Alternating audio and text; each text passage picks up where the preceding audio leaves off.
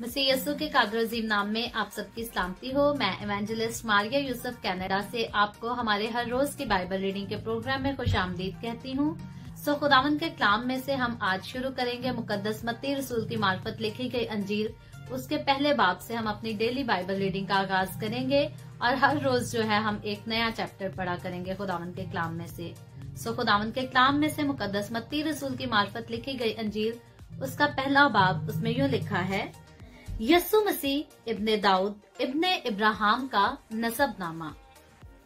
इब्राहिम से इसहाक पैदा हुआ और इसहाक से याकूब पैदा हुआ और याकूब से यहूदा और उसके भाई पैदा हुए और यहूदा से फारिस और जारा तमर से पैदा हुए और फारिस से हसरून पैदा हुआ और हसरून से राम पैदा हुआ और राम से अमिनदाब पैदा हुआ और अमिनदाब से नहसून पैदा हुआ और नहसून से सलमोन पैदा हुआ और सलमोन से बोइज राहिब से पैदा हुआ और बोइज से ओबेद रूत से पैदा हुआ और ओबेद से यस्सी पैदा हुआ और यस्सी से दाऊद बादशाह पैदा हुआ और दाऊद से सुलेमान उस औरत से पैदा हुआ जो पहले उरिया की बीवी थी और सुलेमान से रुजाम पैदा हुआ और रुजाम से अबिया पैदा हुआ और अबिया से आसा पैदा हुआ और आसा से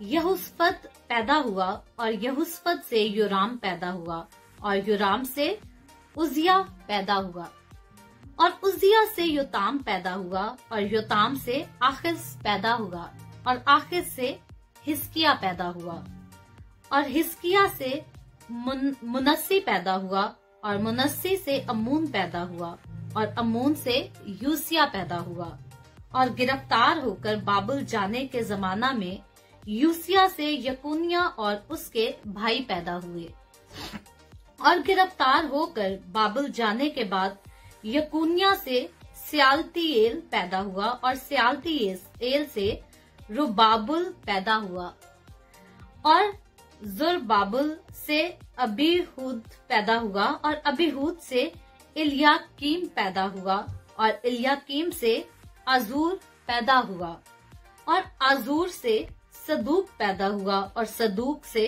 अखियम पैदा हुआ और अखियम से अलीहूद पैदा हुआ और इलहूद से अलीअजर पैदा हुआ और अलीअजर से मतान पैदा हुआ और मतान से याकूब पैदा हुआ और याकूब से यूसुफ पैदा हुआ। ये उस मरियम का शौहर था जिससे यस्सु पैदा हुआ जो मसीह कहलाता है।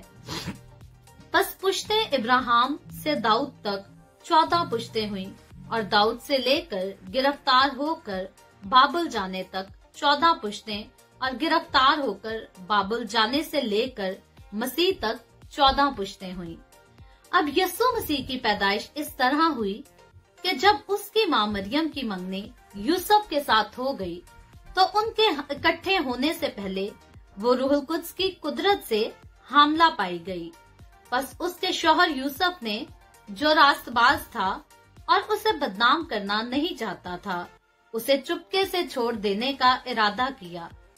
वो इन बातों को सोच ही रहा था कि खुदावंद के फरिश्ता ने उसे ख्वाब में दिखाई देकर कहा, ए यूसुफ इब्ने दाऊद, अपनी बीवी मरियम को अपने यहाँ ले आने से ना डर, क्योंकि जो उसके पेट में है वो रूहुल कुद्स की कुदरत से है।